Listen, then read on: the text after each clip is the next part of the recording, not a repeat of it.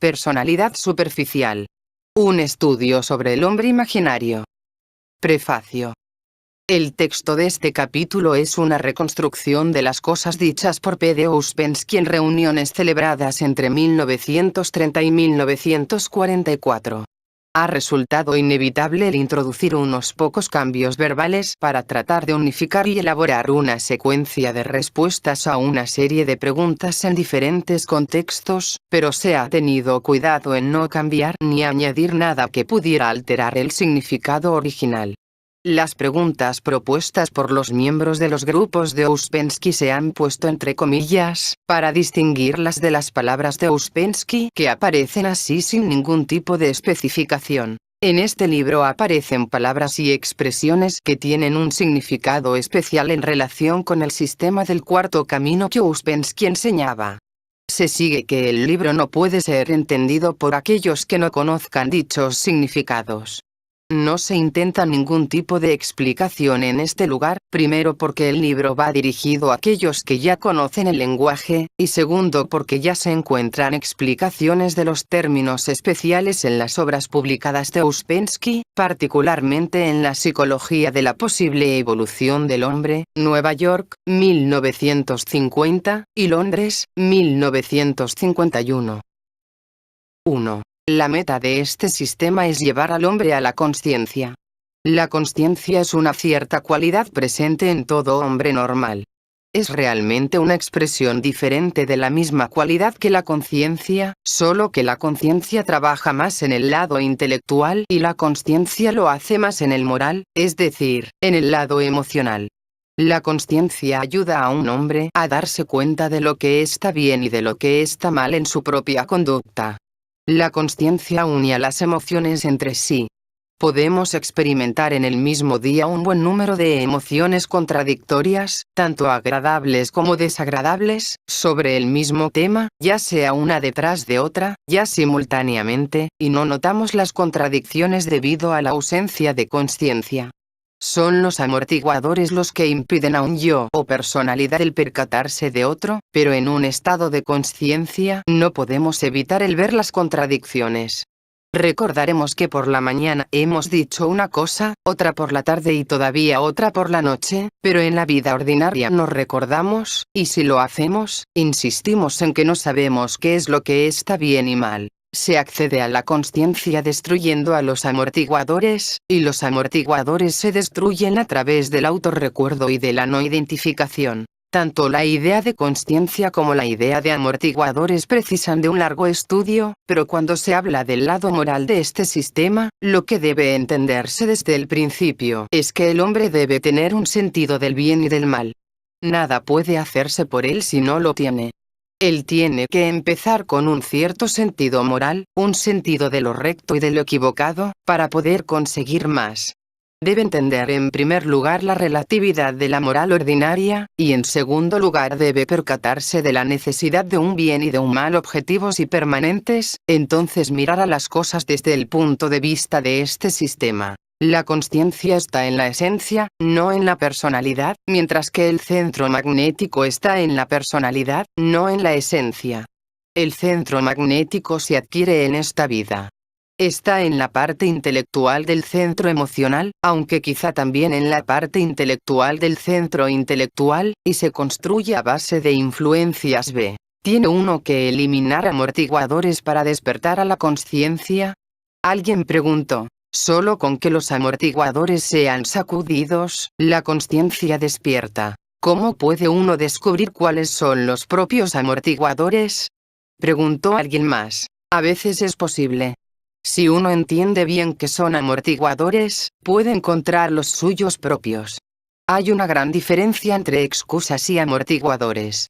Las excusas pueden ser distintas cada vez, pero si la excusa es siempre la misma, entonces se convierte en un amortiguador. Los amortiguadores están conectados con la consciencia. Usamos la palabra consciencia generalmente en un sentido convencional, en el sentido de un hábito emocional educado. En realidad, la consciencia es una capacidad especial que todo el mundo posee, pero que nadie puede usar en el estado de sueño. Incluso si accidentalmente sintiéramos por un momento la consciencia, resultaría ser una experiencia muy penosa, tan penosa que inmediatamente querríamos vernos libres de ella. Aquellos que tienen chispazos ocasionales de consciencia inventan todo tipo de métodos para verse libres de ese sentimiento.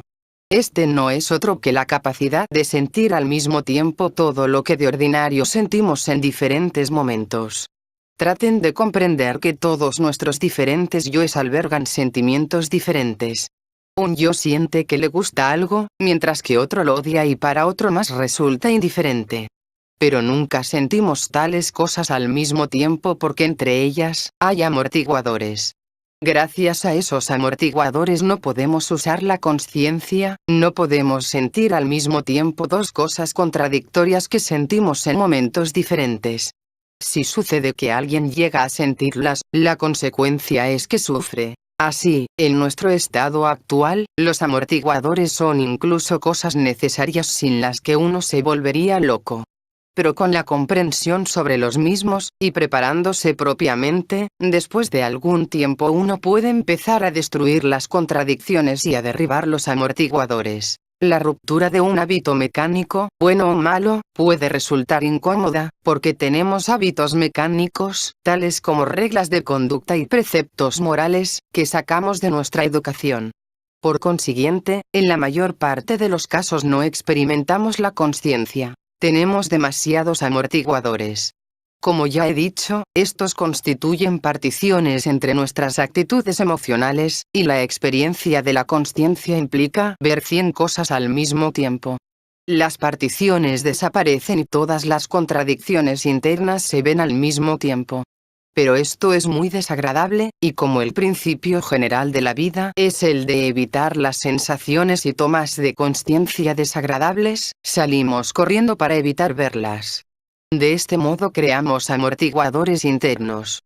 Las contradicciones que se ven en sucesión no aparecen como tales. Tienen que verse al mismo tiempo. Somos máquinas y debemos ver en dónde podemos cambiar algo, porque en todo tipo de máquina siempre hay un punto por donde es posible empezar. A veces la gente pregunta si en nosotros hay algo permanente. Hay dos cosas, amortiguadores y debilidades. A las debilidades a veces las llamamos rasgos, pero en realidad no son más que debilidades. Todo el mundo tiene una, dos o tres debilidades particulares. Y toda persona tiene ciertos amortiguadores que le pertenecen. Ella consiste en amortiguadores, pero algunos son particularmente importantes porque entran en todas sus decisiones y en su manera de entender. Tales rasgos y amortiguadores son todo lo que puede llamarse permanente en nosotros, y tenemos suerte de que no haya nada más que sea permanente, porque todos ellos pueden ser cambiados. Los amortiguadores son artificiales, no son orgánicos. Fundamentalmente se adquieren por imitación. Los niños empiezan a imitar a los adultos, y así crean algunos de sus amortiguadores, otros son creados inconscientemente por educación. Si fuera posible poner a un niño entre gente despierta, este no caería dormido. Pero en las condiciones en que vivimos, la personalidad imaginaria, o el yo imaginario, aparece normalmente en un niño a la edad de 7 u 8 años. A veces la gente pregunta si podemos ver a los amortiguadores en nuestro estado actual de conciencia. Podemos verlos en otras personas, pero no en nosotros mismos. 2. El hombre está dividido en 4 partes: cuerpo, alma, esencia y personalidad. La personalidad y la esencia no parecen estar separadas, pero podemos estudiar lo que pertenece a la esencia y lo que atañe a la personalidad. La idea del alma como un organismo separado, controlando al cuerpo físico, no puede decirse que esté basada en nada. Hasta el siglo XVII, lo más aproximado a la idea del alma era lo que se llama esencia. El término alma se usa en este sistema solo en el sentido de principio vital. La esencia, la personalidad y el alma, tomadas conjuntamente, corresponden a lo que antes solía llamarse alma. Pero se suponía que el alma tenía una existencia separada del cuerpo, mientras que en este sistema no suponemos que esencia, personalidad y alma tengan una existencia aparte del cuerpo. Se dice que cuando un hombre muere, o cuando cualquier otra cosa muere, hombre o cucaracha, da lo mismo, su alma, es decir, su principio vital, va a la luna. El alma es material. Consiste en una cierta cantidad de materia fina, energía si ustedes quieren, que deja el cuerpo a la muerte. En el hombre ordinario, el alma no tiene conciencia. Como es simplemente mecánica, no sufre. Pero el hombre puede desarrollar un tipo de media conciencia que puede pasar al alma, y entonces cuando el alma va a la luna puede ser consciente de lo que la está sucediendo. Esto solo sucede en algunos casos muy raros y cuando la esencia ha muerto durante la vida. De este modo el alma puede sacar algo de sustancia de la esencia. De hecho, hay muchos otros que matan a la esencia y son realmente muertos en vida, pero esto no nos concierne aquí.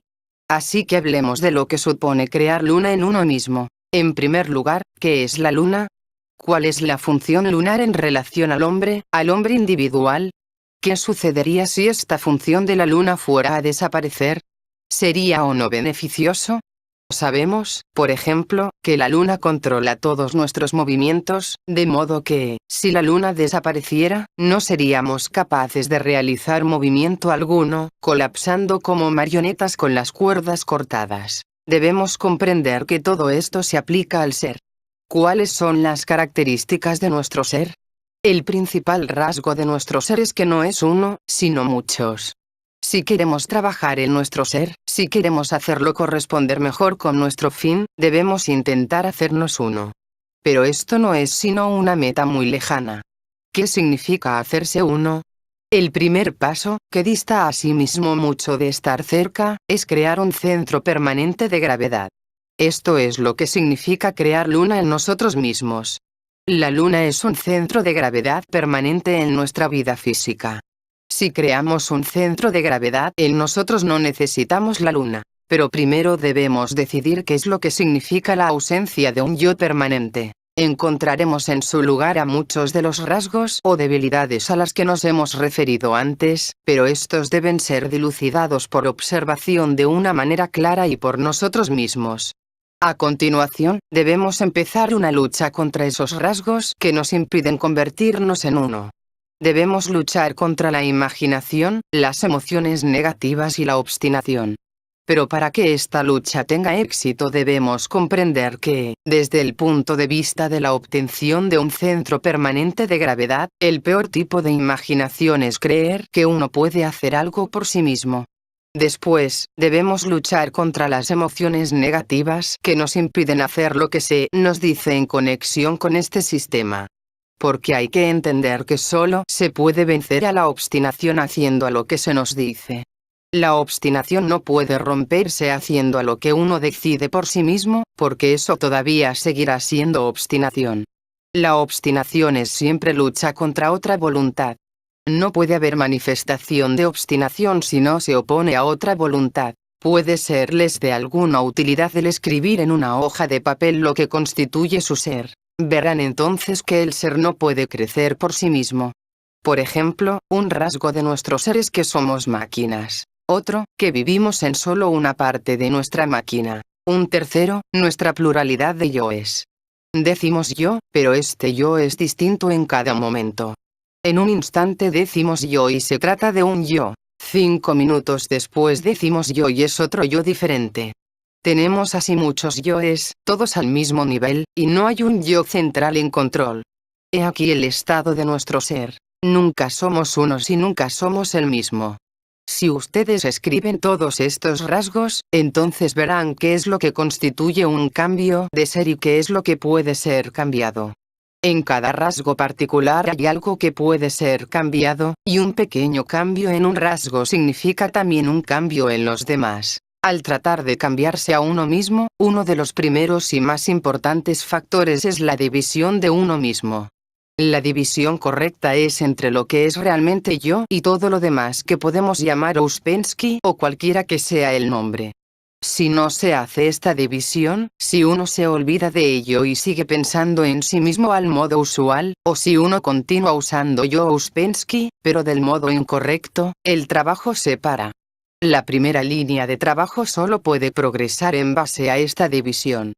Si esta se olvida, ninguna otra línea se abre, pero tiene que ser la división correcta. Sucede a menudo que la gente hace una división incorrecta.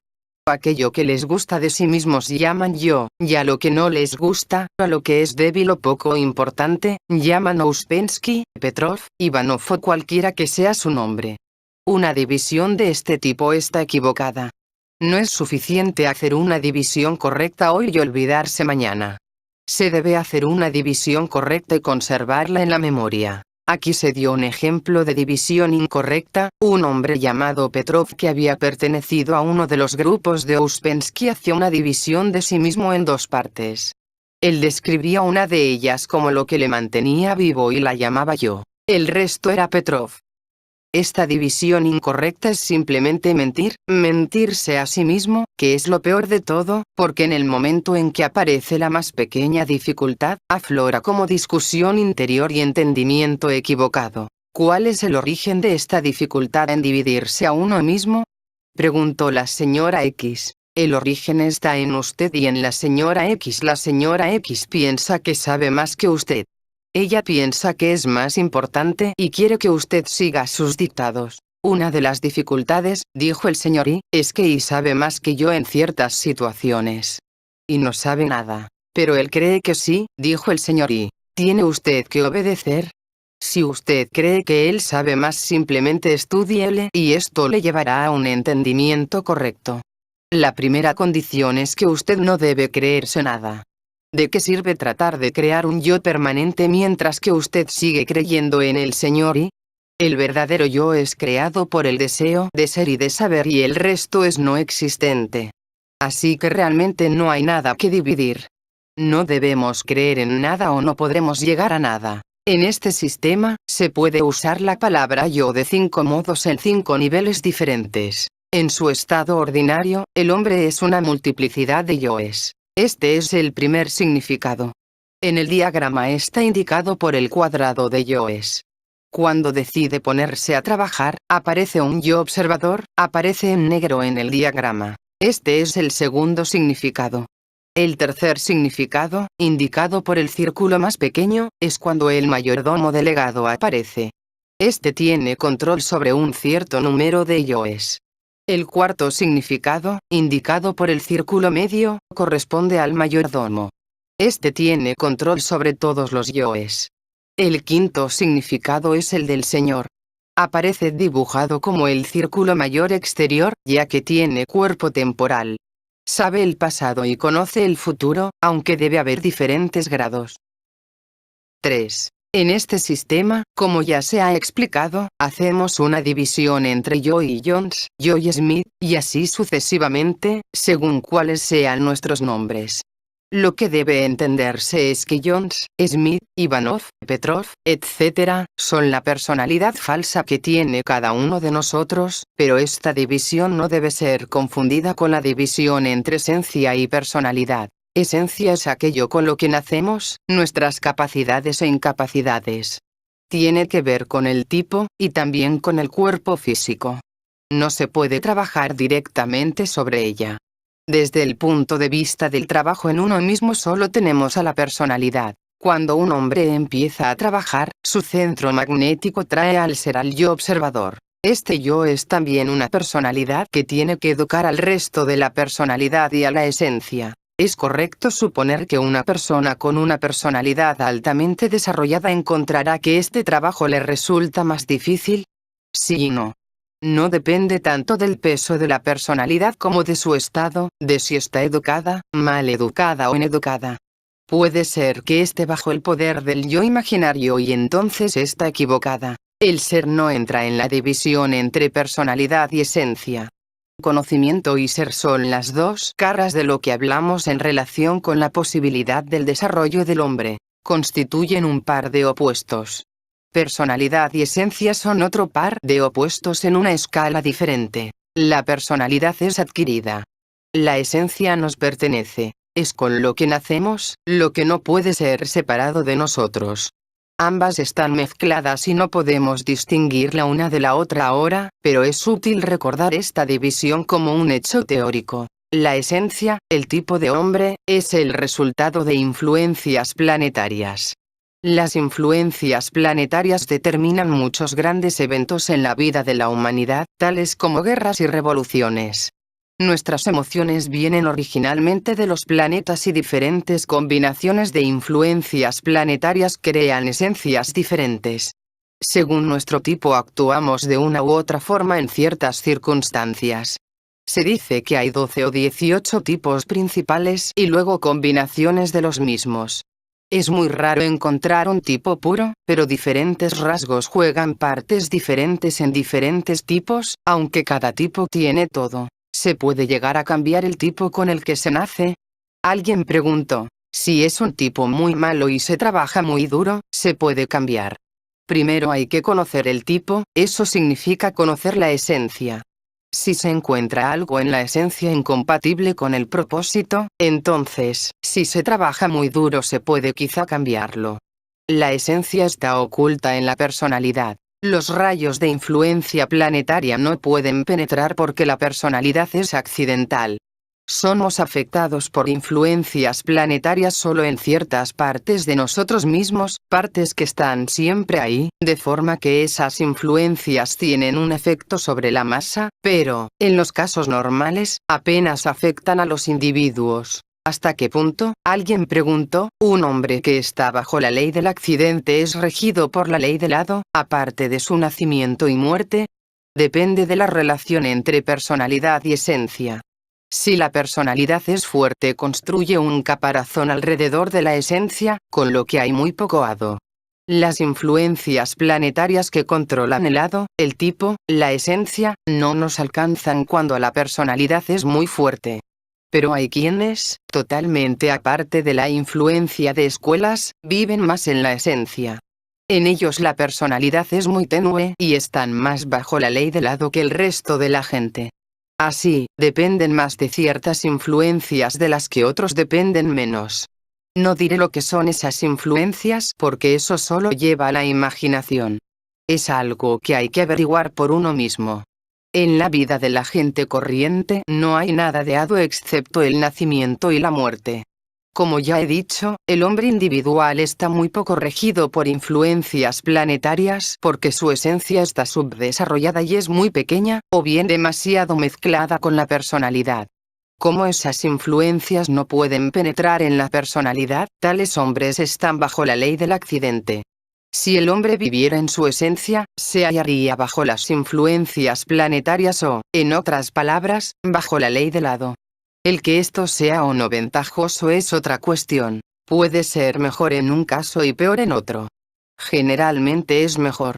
Pero los rayos planetarios no pueden penetrar en la personalidad. Son reflejados por ella. Respondiendo a una pregunta sobre influencias planetarias y astrología, Ouspensky dijo, la combinación de influencias produce la combinación de tipos. No sabemos en qué consisten, ni tampoco podemos averiguarlo levantando un horóscopo. Eso sería algo como psicoanálisis medieval. Pero las combinaciones vienen de los planetas, ¿verdad? Sí, originalmente. Todas nuestras emociones y todas nuestras ideas vienen de los planetas. Ellas no han nacido aquí. ¿Se debe intentar vivir según las propias emociones, o, por el contrario, se debe siempre tratar de encontrar una buena razón para lo que se está haciendo? Es difícil de decir. Las emociones pueden ser diferentes y la capacidad de controlar la propia vida puede ser diferente. Muy a menudo resulta ser imaginaria. Con frecuencia preguntas tales como ¿debo hacer esto o aquello? Son completamente artificiales, porque solo hay un modo en el que uno puede hacer. A menudo uno cree que puede hacer algo en una o en otra dirección, pero en realidad solo hay un camino abierto a la propia acción. Uno no tiene control.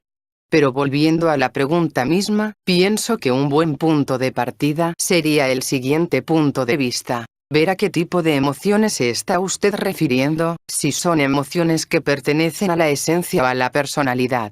Y muy a menudo, no siempre, pero muy a menudo, se puede confiar en las emociones pertenecientes a la esencia y no en las de la personalidad. Pero esto no es una regla general, solo muestra líneas de estudio en conexión con su pregunta. La pregunta misma indica la línea por la que su pensamiento debe discurrir. Debe usted pensar en la esencia y en la personalidad. Debe usted pensar en las cosas que puede controlar en usted mismo y en las que no. No es algo a responder, sino a investigar. ¿Es la esencia siempre buena? No, en absoluto. La esencia es mecánica, no vive por sí misma, no tiene un aparato pensante especial. Tiene que pensar a través de la personalidad. La esencia, el tipo y el hado son prácticamente lo mismo, pero encontrar hechos en conexión con el hado es algo muy difícil, excepto quizá en lo relativo a lo físico, salud, capacidades y cosas así. Hay muchas otras cosas, pero son difíciles de distinguir porque en nuestro estado la esencia rara vez trabaja separadamente de la personalidad. Así que es peligroso sacar conclusiones. Pero hay algunas cosas que se pueden ver, por ejemplo que ciertos tipos de personas atraen a ciertos tipos de personas. Ellos tienen el mismo tipo de amigos, el mismo tipo de problemas, el mismo tipo de dificultades, pero, por supuesto, sin que la personalidad tome nunca parte. Así que no se puede llamar puro hado, es más bien causa y efecto. Debe uno trabajar más duro para cambiar el propio tipo que para cambiar la personalidad adquirida. Si es que es necesario, pero quizá el tipo está perfectamente bien.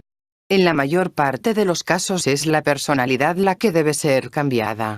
La personalidad descontrolada no puede estar bien. Hay muy pocos que puedan trabajar en la esencia. No es para estos exactamente una ventaja, porque les resulta muy difícil. Por lo general, trabajamos en la personalidad. Este es el único trabajo que podemos hacer, y si trabajamos nos lleva a algún lado. ¿Resulta la esencia igual de cambiada que la personalidad cuando tratamos de cambiar nuestro ser? Tenemos que trabajar en la personalidad, pero la esencia resulta afectada si realmente cambiamos algo. ¿Dijo usted que la personalidad es todo mentira? No, lo que dije es que la personalidad es casi toda artificial, igual que la esencia es casi toda real. ¿Son nuestros yoes parte de la personalidad o de la esencia? Ambas cosas. Hay yoes que pertenecen a la esencia y otros a la personalidad. ¿Están conectados con distintos centros? Preguntó la misma persona. Ciertamente. Hay yoes intelectuales, yoes motores y yoes instintivos. Un yo es simplemente un deseo. Pero esta distinción es solo por conveniencia. Puede usted olvidarla si quiere, pero es algo así. Considere simplemente que los yoes son pequeños y que la personalidad es ya un conjunto de deseos más complicados. ¿Está el centro instintivo estrechamente conectado con la propia esencia? Sí, controla las necesidades de la esencia. ¿Es la inteligencia parte de la esencia? Hablando en general, sí. Pero me gustaría saber qué es lo que usted entiende por inteligencia. Si digo que sí, usted no podrá aplicarlo. Permanecerá como capital muerto. ¿Puede la inteligencia aumentarse o crecer mediante ciertos tratamientos? Preguntó la misma persona. Eso es a lo que me refiero. Si hablamos de nosotros, veremos que la inteligencia pertenece a la esencia y a la personalidad de una forma muy mezclada, aunque en sentido cósmico una cantidad de inteligencia es dada a cada esencia. 4. El hombre vive sometido a un gran número de leyes. Físicas, fisiológicas, biológicas, leyes creadas por el hombre mismo, y así sucesivamente, hasta que llegamos a las leyes de la vida personal y finalmente al yo imaginario. Esta es la más importante ley que gobierna nuestra vida y nos hace vivir en la no existente séptima dimensión. Un gran número de fuerzas o influencias actúan sobre el hombre en un instante cualquiera, aunque éste se haya controlado principalmente por la imaginación. Nos imaginamos ser diferentes de lo que somos, y eso crea ilusiones. Pero también hay leyes necesarias. Estamos limitados a cierta comida y a cierta cantidad de aire, a cierta temperatura, y así sucesivamente. Estamos tan condicionados por influencias que tenemos muy poca libertad de elección. Es necesario que cambiemos nuestra actitud interna. Aquellos que viven exclusivamente bajo influencia A, y que si se encuentran con influencias B las toman al mismo nivel que las influencias A, generalmente mueren en esta vida. Puede que estén físicamente vivos, pero eso no significa que su esencia pueda desarrollarse. ¿Tiene la misma apariencia la gente muerta que los demás? ¿Viven como nosotros? Sí, absolutamente. Porque tienen alma y los restos de esencia. Ellos pueden hacerse un seguro. Usted habló antes de crear un yo permanente. ¿Eso qué significa? Significa que cuando uno diga yo pueda estar seguro de que es el mismo yo cada vez. Porque ahora usted dice yo quiero esto, y media hora después yo quiero aquello. El yo es completamente diferente. Hay una cosa que es usted y hay muchos yoes imaginarios. Este usted es lo que realmente es, y debe aprender a distinguirlo.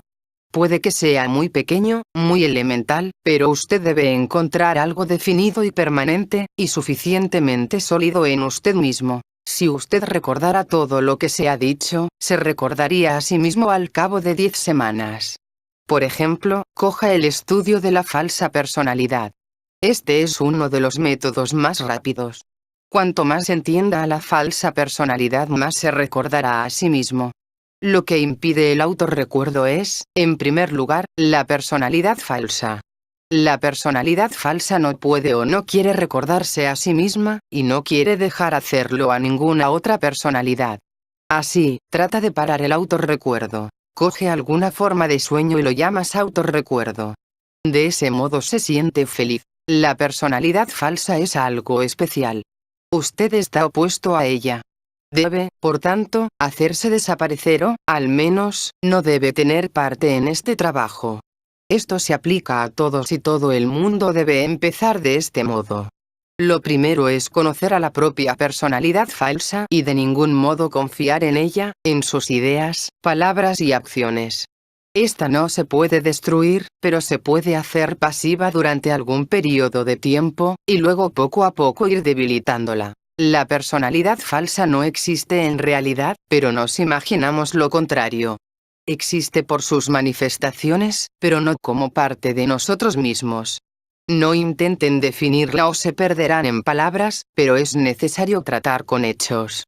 Las emociones negativas existen, pero al mismo tiempo no existen. No hay un centro real para ellas. Esta es una de las desdichas de nuestro estado.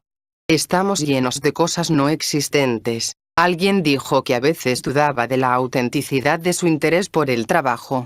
Podría estar mintiéndose a sí mismo.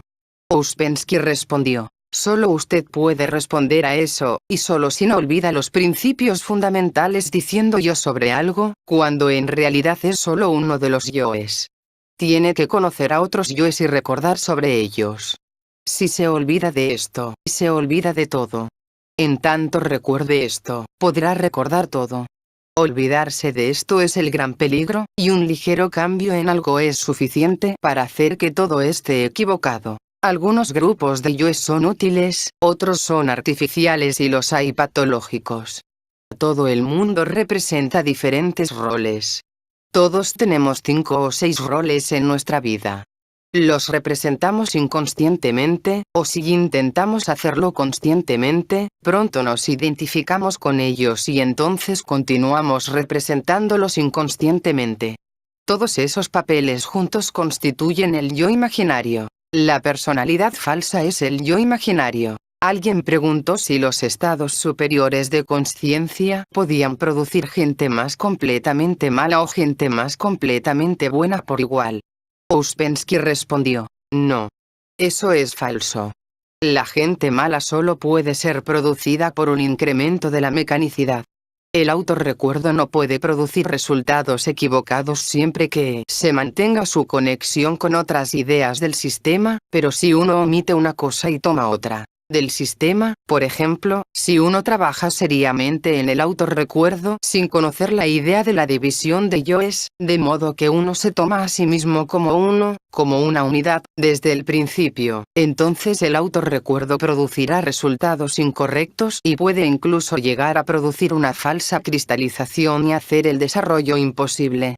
Hay, por ejemplo, escuelas o sistemas que, aunque no lo formulan de este modo, están de hecho basadas en la personalidad falsa y en la lucha contra la consciencia. Un trabajo tal debe llevar a resultados equivocados. Al principio producirá un tipo de fortaleza, pero hará que el desarrollo de la consciencia superior sea imposible. La personalidad falsa destruye o distorsiona la memoria. El autorrecuerdo es algo que debe estar basado en la recta función.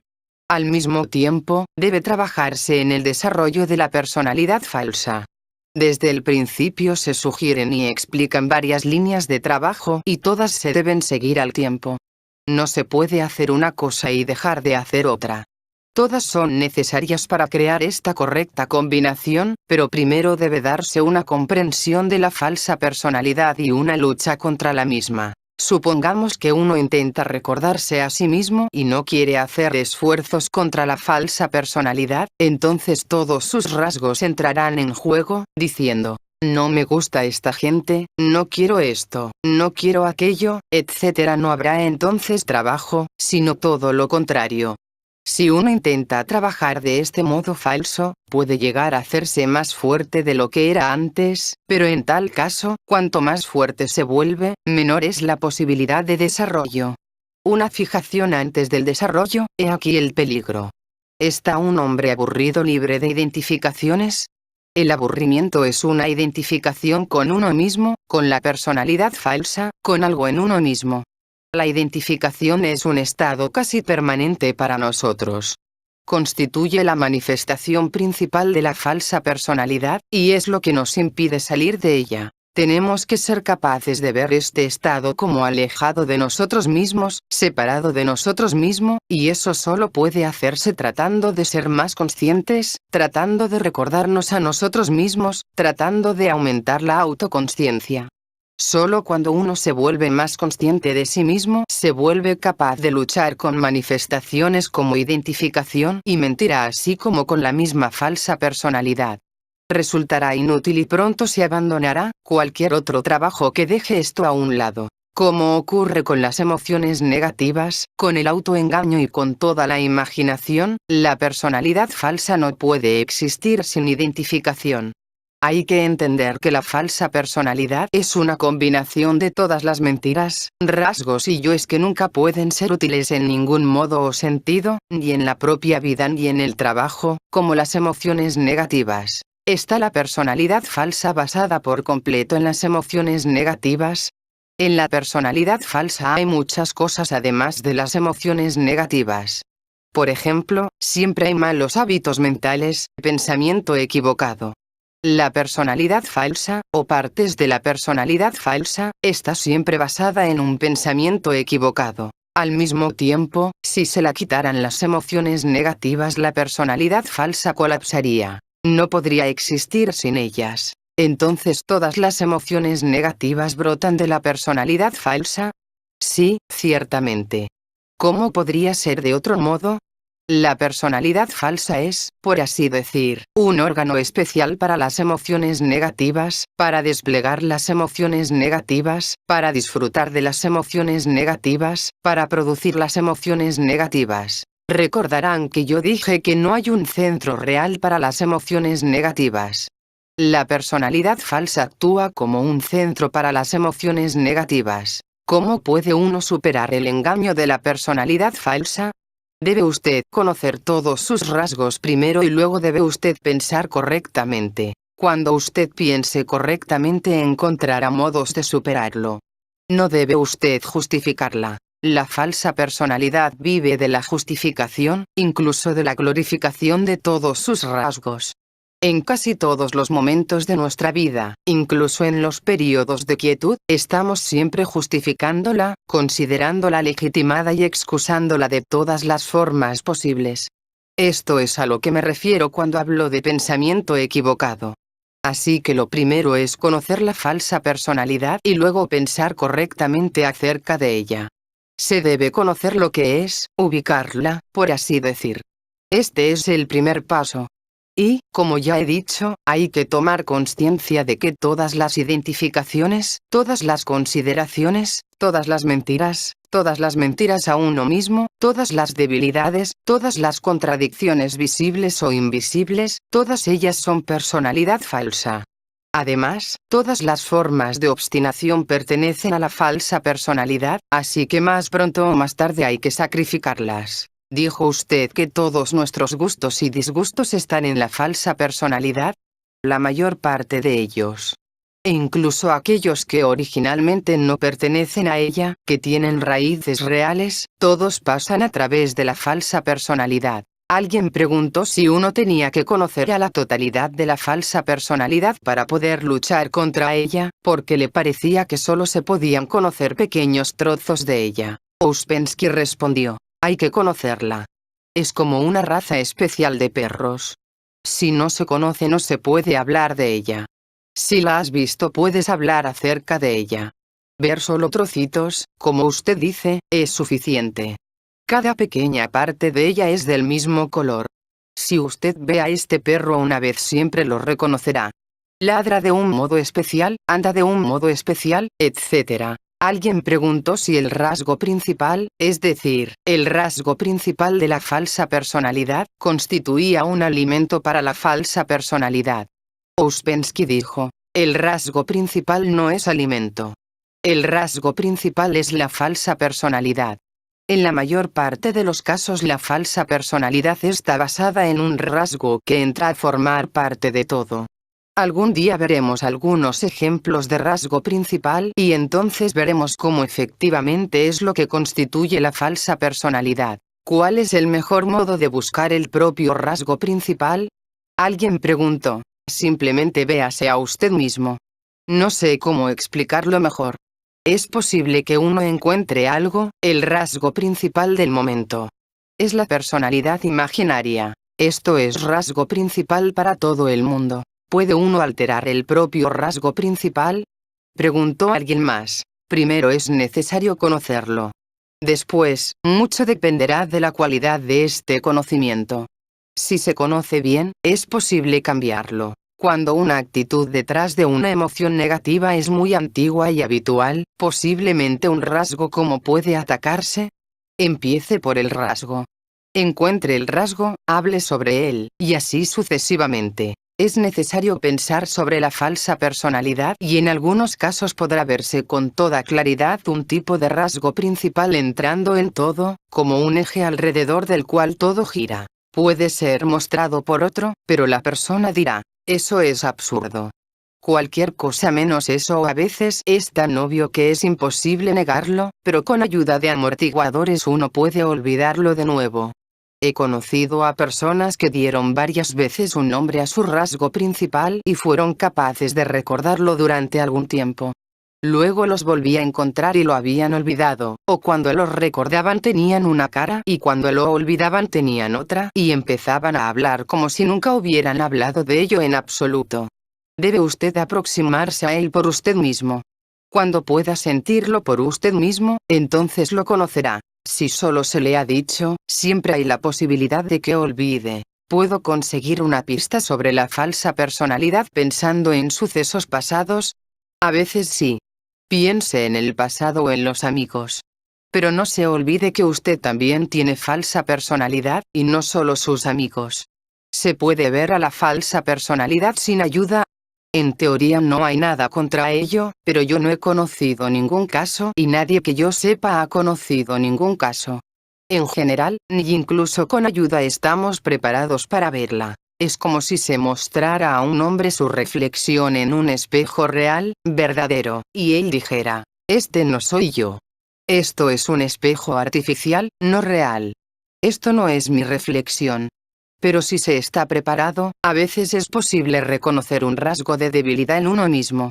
Conociéndolo, si se empieza a mantenerlo en la mente y a recordarlo, puede llegar un momento en el que uno se vea libre de ese rasgo, en el que su acción no esté determinada por tal debilidad. A veces nuestros rasgos o debilidades asumen formas simples, como pereza, pero en otros casos sus formas están tan bien disimuladas que no hay palabras corrientes para describirlas, y es necesario recurrir a algún tipo de dibujo o diagrama. La pereza constituye para algunos los 3/4 de su vida, o incluso más. A veces la pereza es muy importante, y otras es el rasgo principal de la personalidad falsa. Muy a menudo es rasgo principal y todo el resto depende de la pereza y sirve a la pereza. Pero recuerden que hay diferentes clases de pereza. Es necesario averiguar de cuál se trata observándose a uno mismo y observando a los demás. Por ejemplo, hay gente muy ocupada que está siempre haciendo algo, y sin embargo sus mentes pueden ser perezosas. Esto sucede más a menudo que lo contrario. La pereza no es solo deseo de sentarse y no hacer nada. Alguien preguntó a Ouspensky en una de sus reuniones si uno podía hacer algo por sí mismo o si debía ser hecho con la ayuda de otros. Ouspensky dijo: siempre que le decía a alguien lo que tenía que hacer, este empezaba a discutir, y no solo a discutir, sino que se volvía negativo.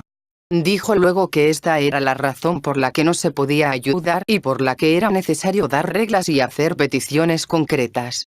Si lo único necesario fuera el mostrar a la gente qué hacer, todo resultaría muy simple, pero no es siempre fácil explicar el rasgo principal de la falsa personalidad.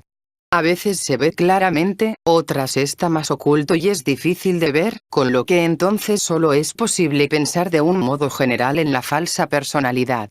Pero no ha habido un solo caso en el que yo mostrara el rasgo principal a alguien y este no empezara a discutir. En otra reunión alguien observó que le era posible a veces verse en el acto de considerar o de identificarse. Preguntó si de este modo él podía llegar a conocer su personalidad falsa y, observándola, a debilitarla. Ouspensky respondió: este era el único modo, y que estaba muy bien siempre que no se cansara de intentarlo. Al principio la gente empieza con mucha ansia, pero pronto se cansa y empieza a usar la palabra yo indiscriminadamente, sin preguntarse qué parte del yo. Nuestro principal enemigo es la palabra yo, porque no tenemos derecho a usarla de verdad en condiciones ordinarias. Mucho después, tras un largo trabajo, podemos empezar a pensar en uno de los grupos de yoes como el que fue llamado mayordomo delegado, que se desarrolla a partir del centro magnético como yo. Pero siempre que en circunstancias ordinarias nos oigamos decir no me gusta, debemos preguntarnos a cuál de nuestros yoes no le gusta. De este modo nos recordaremos sobre la pluralidad que hay en nosotros. Si nos olvidamos de ello una vez, será más fácil olvidarlo la próxima vez. En este trabajo se dan muy buenos principios, pero luego todo esto se olvida y se empieza a ceder, y al final todo lo que sucede es que nos volvemos más mecánicos que antes. ¿No podemos descubrir nuestros rasgos por observación? Es muy improbable. Estamos demasiado metidos en ellos. No tenemos perspectiva suficiente, de modo que el trabajo real, el trabajo serio, empieza solo con los rasgos. No quiero decir que esto sea absolutamente necesario para todos, porque hay casos en los que los rasgos no pueden ser definidos. La definición tendría que ser tan complicada que carecería de valor práctico. En casos tales es suficiente considerar la división general entre yo y Ouspensky. Lo único que hace falta es llegar a un entendimiento correcto de lo que es yo y de lo que es Ouspensky, es decir, de lo que se es y de lo que es mentira. No es suficiente, por ejemplo, admitir esta posibilidad de división y luego decir que lo que me gusta es yo y lo que no me gusta es no yo. El trabajo es largo y no se puede esperar encontrar enseguida la división correcta, pero se podrán encontrar algunas indicaciones sobre el modo de empezar. Por ejemplo, supongamos que usted formula su meta en conexión con este trabajo diciendo: quiero ser libre. Esta es una buena definición, pero entonces, ¿qué es necesario? Es necesario entender lo primero de todo que usted no es libre.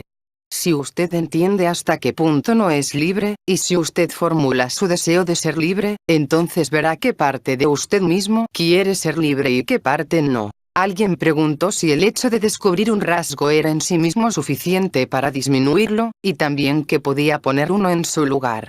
Ouspensky dijo que solo ver no disminuía, que era necesario luchar contra él.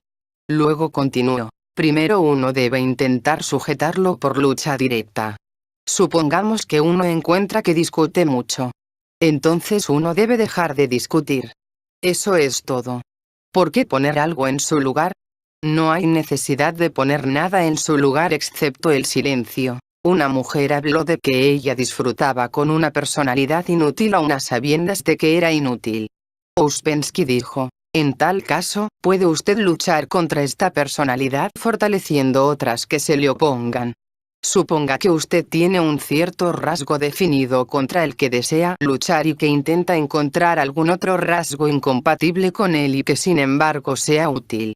Si en su equipamiento presente no encuentra usted nada suficientemente fuerte como para ponerlo contra aquel, busque en su memoria. Suponga que usted encuentra algún rasgo que sea incompatible con aquel del que usted desea librarse, y que además sea útil, entonces simplemente reemplace uno por el otro. Pero puede suceder que incluso entonces ambos puedan llegar a una convivencia feliz. Uno puede asomarse por la tarde, el otro por la mañana, y así no encontrarse nunca. Solo hay un peligro real. Si durante un tiempo largo uno sigue sin hacer suficientes esfuerzos o sin hacer nada en serio, entonces, en lugar de unificarse, uno se divide en dos, de modo que todos los rasgos y personalidades aparecen divididas en dos grupos, una parte que es útil para el trabajo y que favorece el desarrollo personal, y otra que es indiferente al mismo o incluso hostil. Esto constituye un peligro real, porque si se empiezan a formar dos partes del modo dicho, la indiferencia de una echa a perder el resultado del trabajo de la otra. Así que es necesario luchar muy rápido e intensamente contra esto para que no nos lleve a una doble cristalización. ¿Qué es lo que entiende por cristalización? Usamos esta palabra en un sentido particular. Cualquier rasgo puede cristalizar al igual que lo hacen los amortiguadores. El término proviene de la terminología teológica. A veces resulta útil. Creo que todo el mundo aquí habrá oído algo sobre cuerpos sutiles: astral, mental, causal. La idea es que el hombre no tiene más que el cuerpo físico y que el crecimiento consiste en el desarrollo de cuerpos superiores.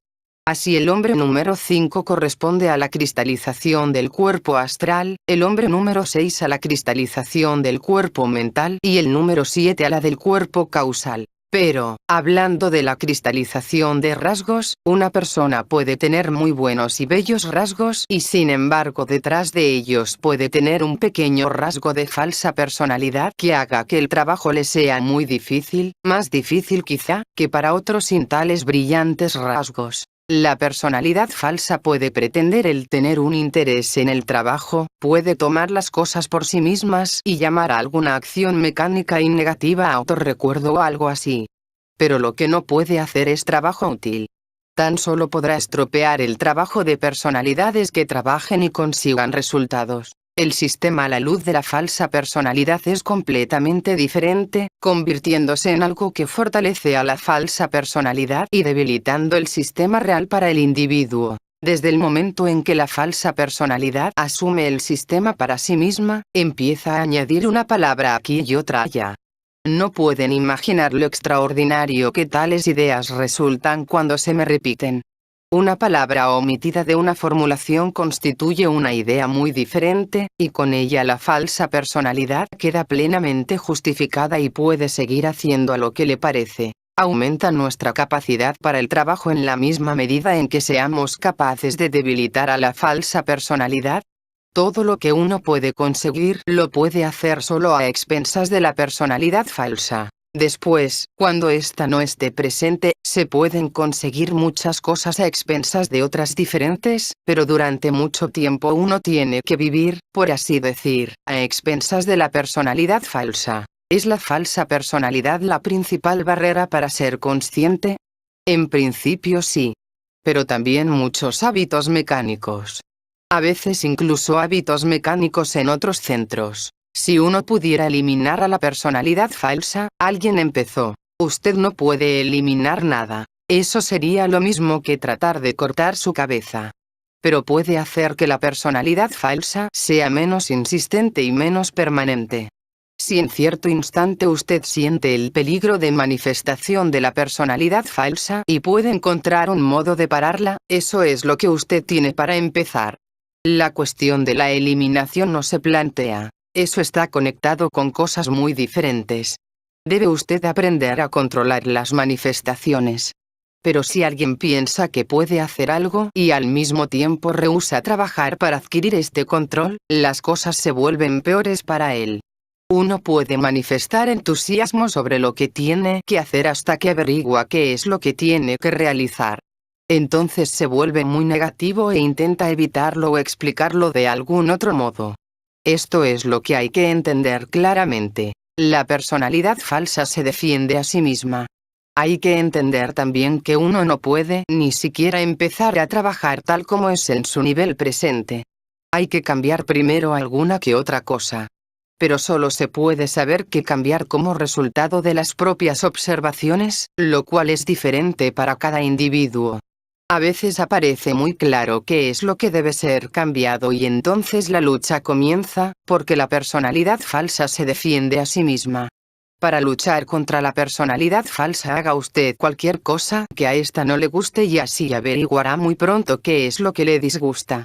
Si usted insiste, la personalidad falsa se irritará más y se mostrará a sí misma más y más claramente, de modo que muy pronto no quedará ninguna duda sobre ella. Pero si no se hace nada para poner en jaque a la personalidad falsa, esta crece. No puede menguar por sí misma. Sus gustos pueden cambiar, así como otras cosas, pero seguirá creciendo. Este es el único desarrollo que tiene lugar en la vida mecánica, nada más. 5. Hablemos de la relación que hay entre la personalidad falsa y otras partes del hombre. En cada momento, el desarrollo de todo hombre procede por lo que podría llamarse una tríada estática. Esta tríada se llama estática porque, en ella, el cuerpo, el alma y la esencia siempre están en el mismo sitio y actúan como la fuerza neutralizante, mientras que las demás fuerzas cambian solo muy lentamente. De modo que la tríada completa está todo el tiempo más o menos en el mismo sitio. El primer triángulo representa el estado del hombre en la vida ordinaria. El segundo, cuando empieza a desarrollarse. Hay largos periodos de tiempo entre los estados del primer y segundo triángulo, y todavía más entre ellos y el tercero. De hecho, hay muchos estados intermedios, pero los tres mostrados son suficientes para ejemplificar el modo de desarrollo en relación con la personalidad falsa. Es necesario recordar que ninguno de estos estados es permanente. Cualquiera de ellos puede durar, digamos, una media hora y luego otro diferente puede venir, para ser de nuevo seguido por otro estado. El diagrama solo pretende mostrar cómo va el desarrollo. Sería, asimismo, posible el continuarlo más allá del yo permanente, porque el yo permanente tiene también muchas formas. La tríada está constituida por el cuerpo, el alma y la esencia en el vértice superior. En el segundo vértice está el yo. Esto es, los muchos yoes que son la persona, dicho de otro modo, todos los sentimientos y sensaciones que no forman parte de la personalidad falsa. El tercer vértice del triángulo es ocupado por la personalidad falsa, es decir, por la idea imaginaria de uno mismo.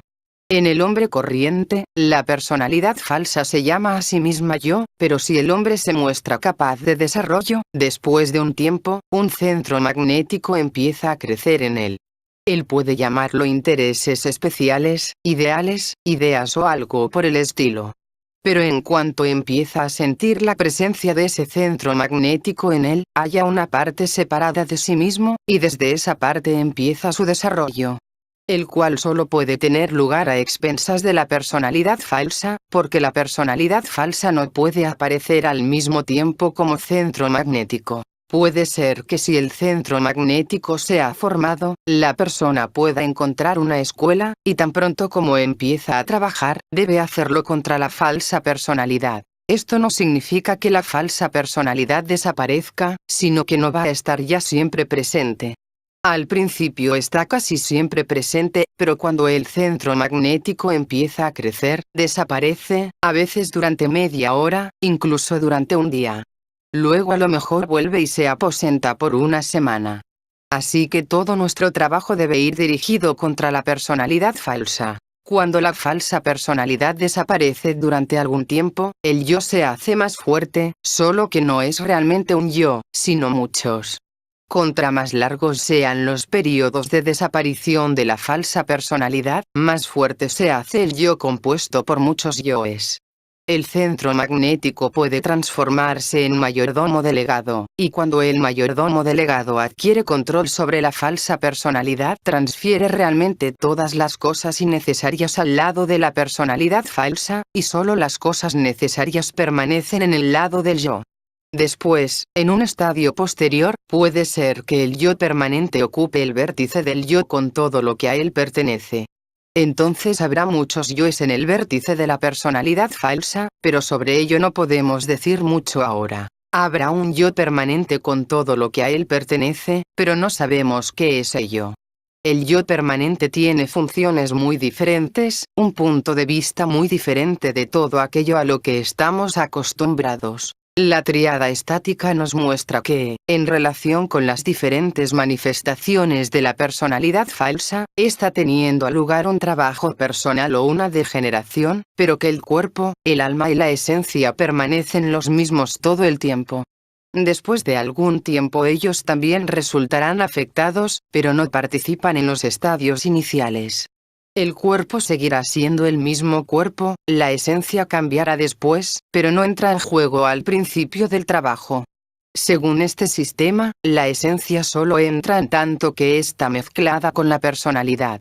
No la consideramos separadamente porque, como ya se ha explicado, no tenemos medio de trabajar en la esencia aparte de la personalidad. ¿Qué es? Alguien preguntó, lo que hace que el yo real empiece a desarrollarse y la personalidad falsa a receder. En primer lugar es una cuestión de tiempo. Digamos que la personalidad falsa está ahí, en la vida ordinaria, durante 23 de cada 24 horas. Luego, cuando el trabajo comienza, lo estará solo durante 22 horas y el centro magnético estará presente durante una hora más de lo habitual. Después, con el tiempo, toda la personalidad falsa disminuirá y se hará menos importante. Esto queda mostrado en el segundo estadio del diagrama, en el que la personalidad falsa se ha convertido en pasiva y los muchos yoes que rodean al centro magnético se han convertido en activos. No se puede disminuir la personalidad falsa en el sentido del tamaño, pero sí en el sentido del tiempo. Alguien más dijo, hasta ahora tenía la impresión de que la personalidad falsa consistía en la colección de todos los muchos yoes. Este diagrama ha hecho que las cosas me resulten más oscuras. Entre todos estos muchos yoes hay bastantes que son pasivos y que pueden ser el principio de otra personalidad. La personalidad falsa no puede desarrollarse. Toda ella es errónea.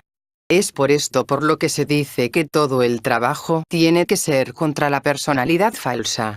Si se fracasa es porque no se ha prestado suficiente atención a la personalidad falsa, no se la ha estudiado, no se ha trabajado contra ella. Dicha personalidad está hecha de muchos yoes y todos son imaginarios. No entiendo qué es lo que quiere decir con yoes pasivos. Me refiero a yoes que están controlados por algún otro yo activo. Por ejemplo, las buenas intenciones están controladas por la pereza. La pereza es activa, las buenas intenciones pasivas. Aquel yo, o combinación de yoes en control, es activo. Los yoes que son conducidos o llevados son pasivos. Es así de simple. El diagrama representa un estado, luego un estado ligeramente diferente y de nuevo otro estado diferente. Con ayuda de este diagrama se pueden así ver tres estados diferentes del hombre, empezando por el más elemental. En este último la personalidad falsa es activa y el yo es pasivo. El cuerpo, el alma y la esencia siempre permanecen neutralizando. Cuando, tras muchas vicisitudes, aparece el yo permanente, entonces el yo pasa a ser activo, los muchos yoes pasan a ser pasivos y la personalidad falsa desaparece.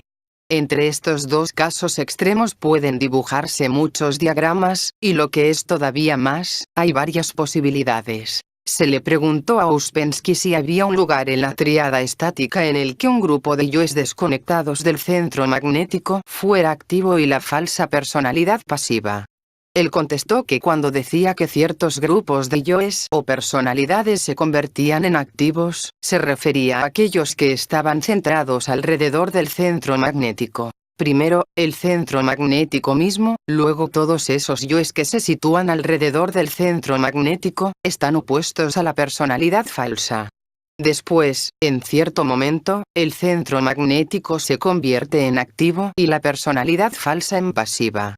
El centro magnético es una combinación de un cierto grupo de intereses. El centro magnético no le lleva a usted, porque llevar significa progreso y usted permanece en un sitio.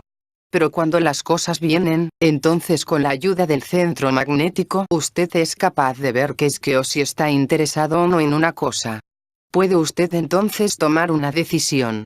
Antes de entrar en el trabajo, el centro magnético ha alcanzado un punto que lo transforma en un cierto grupo de intereses. Cuando uno se encuentra con el trabajo de escuela, se interesa en él, y entonces desaparece como centro magnético, porque el centro magnético en sí es débil. Este diagrama pretende describir los estadios iniciales del trabajo, y así solo he incluido en él algunas de las combinaciones posibles. Por ejemplo, en el primer triángulo tenemos una tríada compuesta por cuerpo, alma y esencia, igual, personalidad falsa, y yoes. Ahora bien, suponiendo que estos yoes estén ya divididos en ciertos grupos, entonces uno de esos grupos es el centro magnético. Luego hay otros grupos, puede que no adheridos, pero tampoco hostiles al centro magnético, los cuales pueden existir y evolucionar con el tiempo en algo mejor.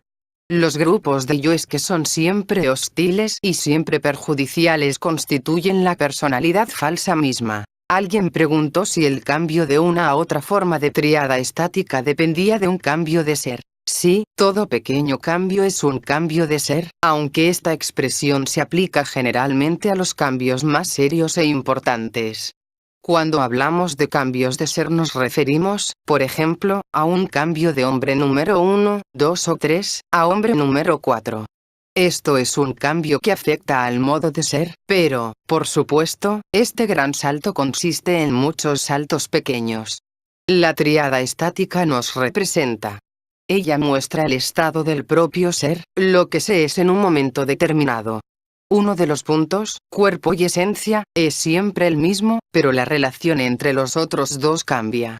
Si el cuerpo y la esencia son normales, permanecen imparciales, sin tomar partido por uno u otro lado, pero si hay algo malo en ellos, entonces están del lado de la falsa personalidad. En un estado de duda hay que recordar intentar sacar a relucir otros yoes que aporten una cierta valoración.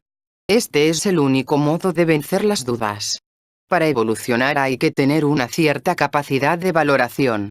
La única aproximación práctica consiste en pensar en los diferentes lados de uno y hallar aquellos que pueden trabajar por contraste con los que no. Hay personas con valores reales, otras con valores falsos y otras sin valores en absoluto. Pasa lo mismo con los diferentes yoes. Algunos valoran cosas reales, otros equivocadas y otros no valoran nada. Mucha gente se pasa la vida estudiando sistemas y estructuras verbales y nunca llegan a las cosas reales.